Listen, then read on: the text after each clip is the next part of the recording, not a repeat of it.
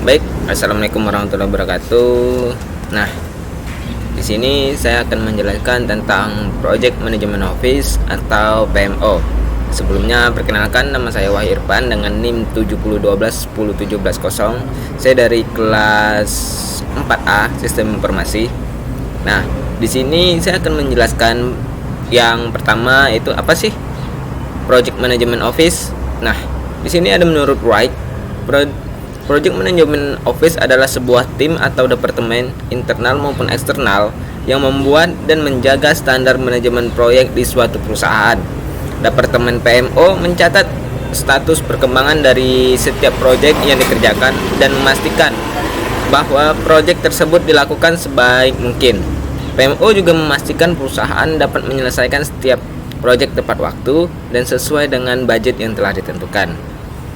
Nah, terdapat 3 jenis PMO yang memiliki tingkatan kontrol berbeda terhadap proyek perusahaan.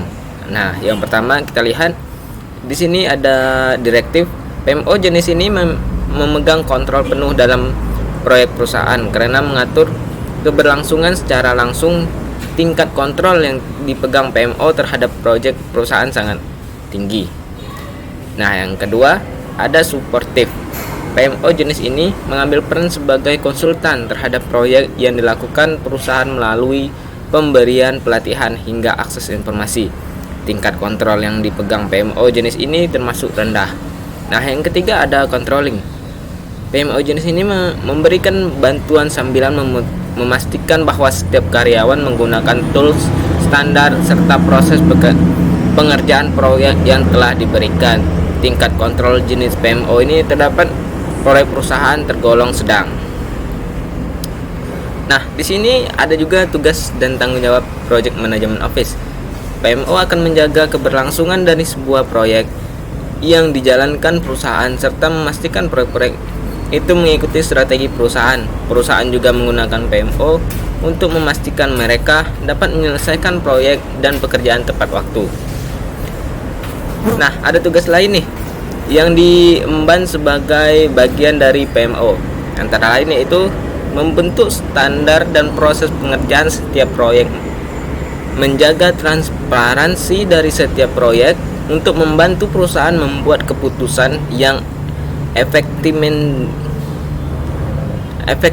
mendesain proposal proyek, membantu project manajemen dan anggota timnya dengan bantuan administratif dan operasional, membantu melancarkan aliran informasi dan komunikasi dalam pengerjaan proyek, melacak progres setiap proyek untuk memastikan perusahaan menyelesaikan sesuai dengan budget, sumber daya, dan jadwal yang telah ditentukan, memilih dan memprioritaskan proyek yang akan dikerjakan berdasarkan corporate strategy serta tujuan perusahaan, memberikan cara dan template untuk pengerjaan proyek berdasarkan proyek-proyek sebelumnya yang sukses, memfasilitasi tim proyek untuk mengefektifkan proses pengerjaan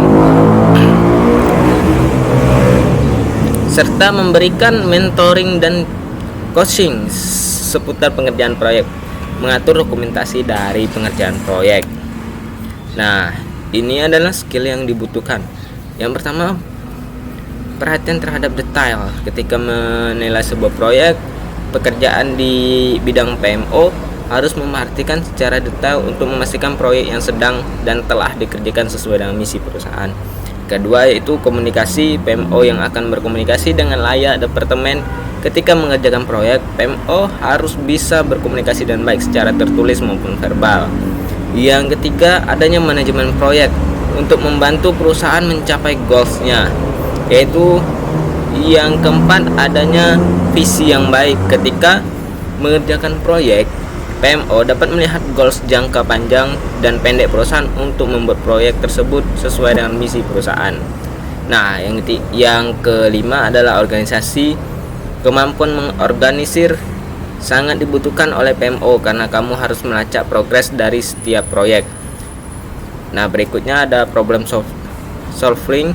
Ketika terjadi penundaan dalam timeline pengerjaan atau budget yang berlebihan, PMO dapat menggunakan kemampuan problem solving untuk mencari cara kreatif supaya perusahaan bisa kembali mengerjakan proyek sesuai dengan goals-nya.